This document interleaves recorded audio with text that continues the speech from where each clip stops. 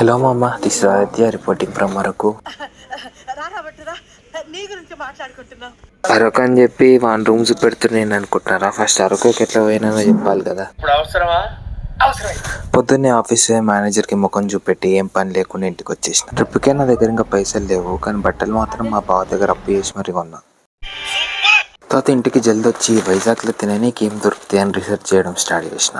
అసలు ఈ content క్రియేటర్లకి content create చేయడానికి వస్తుంది. అదే వైజాగ్లో ఏం దొరుకుతాయరా అంటే హైదరాబాద్లో దొరికేమి చెప్తున్నారు.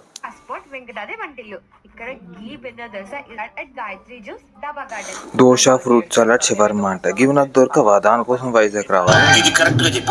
అట్లా కాదని చెప్పి సీ ఫుడ్ అని సెర్చ్ చేసిన.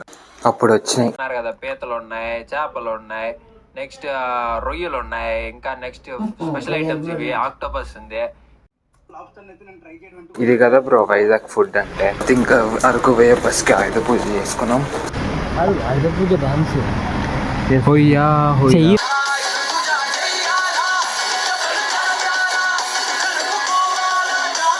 సరే పొద్దున్నే ఇంకా అరకు వ్యూస్ చూడొచ్చు అనుకున్నా, కానీ ఎర్రటి ఎండ కొడుతుంది. ఏదో తేడా ఉంది బిగులు అని అనిపిస్తున్నావు లోపే మా వాళ్ళందరూ గుడ్లకు పడకపోయారు. అప్పుడే అనుకున్నా బ్రో, ఫ్యామిలీతో పోతే ఏదో ఫిట్టింగ్ పెడతారు వీళ్ళని.